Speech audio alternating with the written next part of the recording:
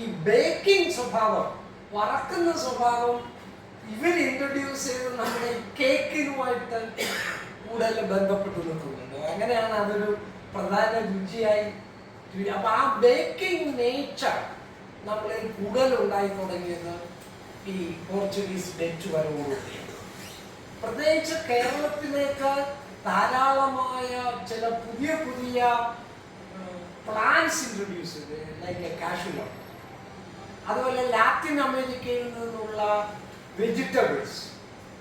പിന്നെ ക്യാരറ്റൊന്നും നമ്മുടെ ഒറിജിനൽ ഇതല്ല, നമ്മുടെ ഈ മത്തങ്ങ അതൊക്കെയാണല്ലോ. പക്ഷെ അതേസമയം പോർച്ചുഗീസുകാർ നമ്മുടെ ചിലത്, ഉദാഹരണത്തിന് ഇപ്പൊ ഇംഗ്ലീഷിലെ ചക്കയ്ക്ക് നമ്മൾ ജാക്ക് ഫ്രൂട്ട്, പക്ഷെ സത്യത്തിൽ ചക്കയുടെ ആ വാക്ക് അവർക്ക് വഴങ്ങിയില്ല. യൂറോപ്പിൽ അവരത് ജാക്ക് ഫ്രൂട്ട് എന്നാണ് ഇൻട്രൊഡ്യൂസ് ചെയ്തത്. അതാണ് പിന്നീട് ജാക്ക് ഫ്രൂട്ടായി പോയത്. അപ്പം കാഷ്യൂനട്ട് ഇങ്ങോട്ട് വന്ന പോലെ തന്നെ കേരളത്തിലെ ഒരു സംഭാവനയാണ് ഇംഗ്ലീഷിലേക്കുള്ള ഈ ഈ ജാക്ക് ഫ്രൂട്ട്. അത് ആദ്യം ജാക്ക് ഫ്രൂട്ട് എന്നാണ് പറഞ്ഞത്. അതുപോലെ തന്നെ ഇന്നും ഇംഗ്ലീഷിൽ കൊപ്ര, ആ വേർഡ് അത് തന്നെയാണ്. അപ്പൊ അവിടെയാണ് ഈ പോർച്ചുഗീസ് ഡച്ച് വന്നതോടുകൂടി നമ്മൾ കൂടുതൽ പ്രോസസ്സിങ്ങിലേക്ക് മാറും. ഇപ്പൊ സി അച്യുതമേനോന്റെ, മുൻ മുഖ്യമന്ത്രിയല്ല, രാജാവിന്റെ ദിവാനായിരുന്ന സി അച്യുതമേനോൻ 1911 ആ ബുക്കില് പ്രത്യേകമായി രാജാവിനെ കൊണ്ട് ഓർഡർ ചെയ്യിച്ച, അങ്ങനെയാണ് ഈ വേമ്പനാട്ട് ലേക്കിൽ നിന്ന് കയറി കിടക്കുന്ന ഭാഗങ്ങളിൽ ചിറകൾ ഉണ്ടാക്കുകയും ചിറകളിൽ ധാരാളമായിട്ട് തെങ്ങ് കൃഷി വ്യാപകമാവുകയും ചെയ്തു. പിന്നീട് അത് നമ്മൾ നിലം നികത്തുന്നതിനൊരു സ്ട്രാറ്റജിയായി മാറ്റുക ചെയ്തത്. പക്ഷെ അത് 19-ാം നൂറ്റാണ്ടിലൊക്കെ നമ്മൾ കൂടുതൽ കൊപ്രായും കയറും കയറ്റുമതി ചെയ്യുന്നതിന് ഒരു പോളിസിയായി തന്നെ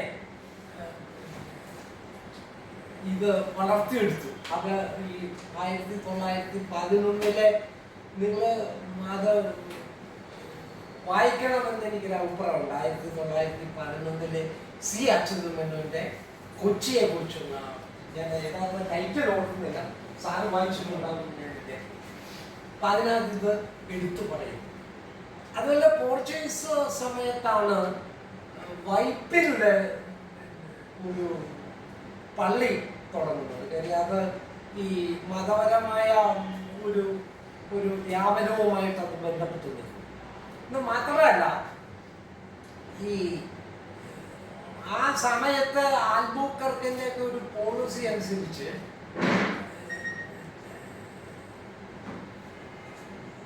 കേരളത്തിൽ തയ്യാറുള്ള സ്ത്രീകളെ ആയിട്ട് മാരേജ് റിലേഷൻഷിപ്പ് ബന്ധപ്പെടാൻ പ്രൊമോട്ട് ചെയ്തു. ബ്ലൂ വാട്ടർ, അതെ അതെ. പക്ഷെ അതിൽ തന്നെ വൈറ്റ് ആയിട്ടുള്ളവരും കറുത്ത വർഗ്ഗക്കാരുമായിട്ടുള്ളവരും അങ്ങനത്തെ ചില വിവേചനവും ഉണ്ടായിരുന്നു. പിന്നെ മാത്രവുമല്ല, പോൾ മാർലേക്കലിന്റെ ഒരു സ്ഥലത്ത് പറയുന്നതനുസരിച്ച് ഫോർട്ട് കൊച്ചിയില് വന്ന പോർച്ചുഗീസുകാരെ സഹായിക്കാൻ വേണ്ടി ഒരു സ്ഥലം, അതായത് ഫാമിലി അല്ലാതെ വന്ന സായിപ്പിനെ സഹായിക്കാൻ വേണ്ടി ഒരു സ്ഥാപനം തന്നെ ആൽബുക്കർക്ക് തുടങ്ങിയിരുന്നു. അതെ എന്ന് പറയുന്നു. അത്തരം ഒരു കൾച്ചർ കൂടി വന്നതായി മനസ്സിലായില്ലേ? ചിന്തിച്ചാണ്. മറ്റൊരു പ്രത്യേകത, ഡച്ചുകാർ വന്നപ്പോൾ, ഡച്ചുകാർ വരുന്നതോടുകൂടിയാണ് ബോൾഗാട്ടി പ്രദേശം, അപ്പൊ അവിടുന്ന് നഗരം വികസിക്കുകയാണ്. വൈപ്പിനിലേക്ക് ഒരു തുടക്കം ഇട്ടു പോർച്ചുഗീസുകാർ. ഡച്ചുകാർ വരുന്നതോടുകൂടിയാണ് ബോൾഗാട്ടി പ്രദേശം വികാസം പ്രാപിക്കുന്നത്. അന്ന് നമ്മൾ മനസ്സിലാക്കേണ്ടത്, നമ്മൾ ഇന്ന് കാണുന്ന പോലെ എറണാകുളവും തൃപ്പൂണിത്തുറയും ഒരു നഗരവൽകൃത പ്രദേശമായി വികാസം പ്രാപിച്ചിട്ടുണ്ട്. അപ്പൊ കൊച്ചി കോർപ്പറേഷൻ കൊച്ചിയുടെ പേരിൽ അറിയപ്പെടുന്നത്, കൊച്ചി വളർന്നത് ഫോർട്ട് കൊച്ചിയിൽ നിന്നാണ്. ഇത് മട്ടാഞ്ചേരി. പക്ഷെ അതിന് ഇടയ്ക്ക് ഞാൻ ചർച്ച ചെയ്ത ഒരു പോയിന്റ് വിട്ടു. അതായത് കാലാവസ്ഥയിലുണ്ടായ വ്യതിയാനം കൊണ്ടുണ്ടായ കൊടുങ്ങല്ലൂര്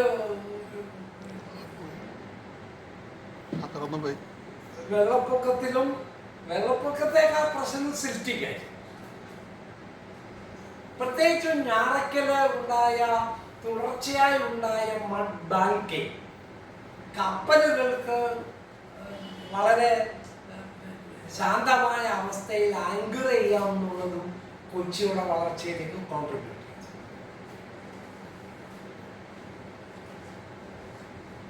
ഡച്ചുകാര് വന്നതിന് ശേഷം അവര് ഒരു ക്രിസ്ത്യൻ വൈര്യമുണ്ടായിരുന്നത് കൊണ്ട് പോർച്ചുഗീസുകാരിലൂടെ ബന്ധപ്പെട്ട ചിലര് ഡച്ചുകാരുടെ ഭാഗമായി, പക്ഷെ കുറച്ചു പേര് അവിടെ നിന്നും മൈഗ്രേറ്റ് ചെയ്തു. അങ്ങനെ മൈഗ്രേറ്റ് ചെയ്ത് പോയ നല്ല ഒരു വിഭാഗം ആളുകളും കൊച്ചിയുടെ കിഴക്കൻ ഭാഗങ്ങളിൽ കൃഷിയിലാണ്. കൃഷി എന്ന് പറഞ്ഞാൽ ഈ ട്രേഡിനെ കോൺട്രിബ്യൂട്ട് ചെയ്യാൻ പറ്റും. സ്പൈസസും പിന്നീട് പ്ലാന്റേഷനിലും. അപ്പൊ അതുകൊണ്ട് ഈ കൊച്ചിയുടെ കിഴക്കൻ ഭാഗങ്ങളിൽ ക്രിസ്ത്യൻ എക്സ്പാൻഷന് ഈ ട്രേഡുമായി ബന്ധപ്പെട്ടുണ്ട്. കാര്യം അവര് ഈ സാധാരണ ഒരു പാശ്ചാത്യ ചരിത്രം അനുസരിച്ച് കൃഷിയിൽ നിന്നുണ്ടാകുന്ന സർപ്ലസ് ആണ് ട്രേഡിലേക്ക് കോൺട്രിബ്യൂട്ട് ചെയ്യും. ആ ട്രേഡ് പിന്നീട് ഇൻഡസ്ട്രിയലൈസേഷനിലേക്ക് കോൺട്രിബ്യൂട്ട് ചെയ്യുക. പക്ഷെ കേരളത്തിൽ ഉണ്ടായൊരു പ്രത്യേകത, ഇതിലെ നല്ലൊരു വിഭാഗം ആളുകളും കൃഷിയിലേക്ക് വ്യാപിക്കുന്നതിന് കാരണമായി.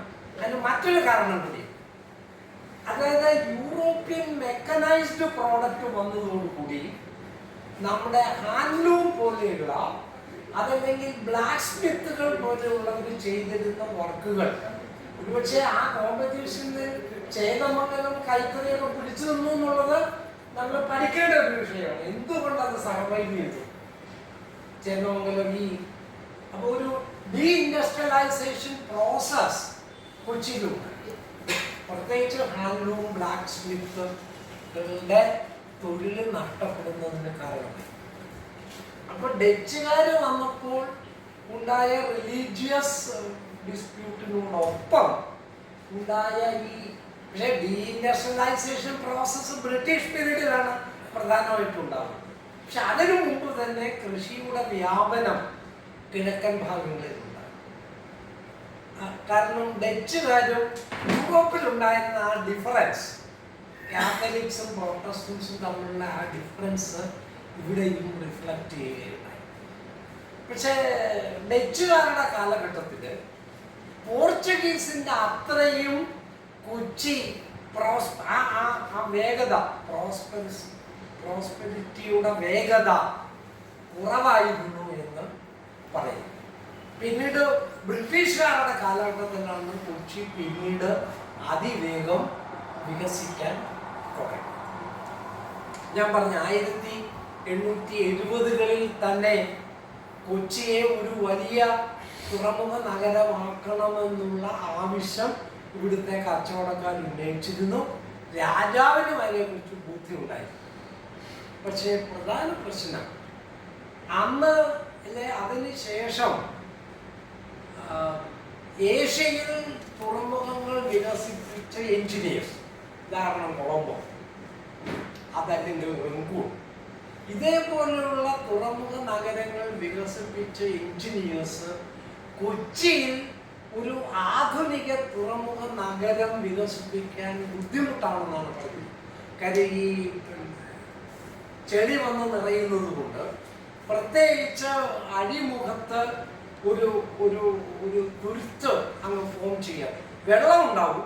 ഇപ്പോൾ വലിയ കപ്പലുകൾക്ക്, അപ്പോൾ ഇൻഡസ്ട്രിയൽ റവല്യൂഷൻ വന്നതോടുകൂടി കപ്പലുകൾ തടി ഉപയോഗിച്ച്, അന്നത്തെ വ്യാപാരത്തിൽ ഒരു പ്രധാന ഐറ്റം നമ്മുടെ തേക്ക് തടികൾ കൂടിയായിരുന്നു കേട്ടോ.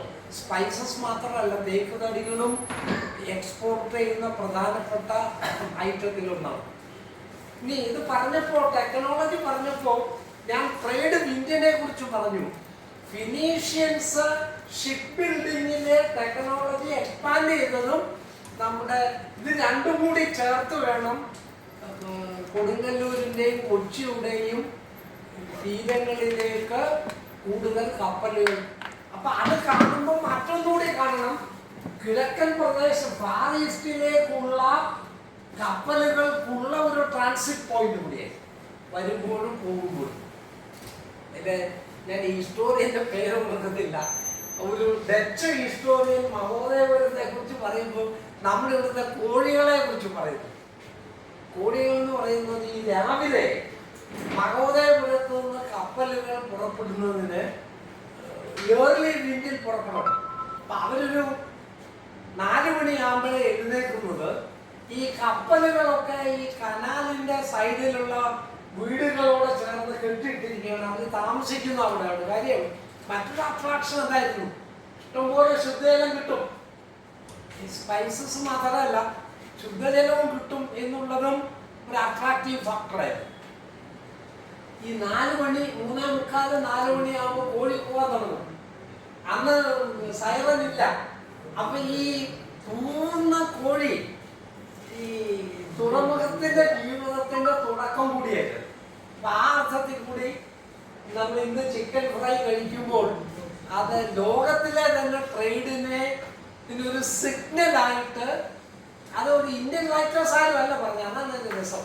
ഒരു ഡച്ച് ഹിസ്റ്റോറിയനാണ് അതിനെക്കുറിച്ച് നമ്മുടെ കേരളത്തിലെ പൂവൻകോഴികളും അതെങ്ങനെയാണ് ഒരു തുറമുഖ നഗരത്തെ സജീവമാക്കുന്നതിനുള്ള സിഗ്നലായി വർക്ക് ചെയ്യുന്നത് എന്നും പറയുന്നു. പക്ഷെ അത് ഇപ്പൊ എന്നോട് ചോദിച്ചാൽ ഓതണ്ട എന്ന് പറയാൻ കേട്ടിട്ട് ഞാൻ ഇതുവരെ നോക്കിയിട്ട് പറയാം.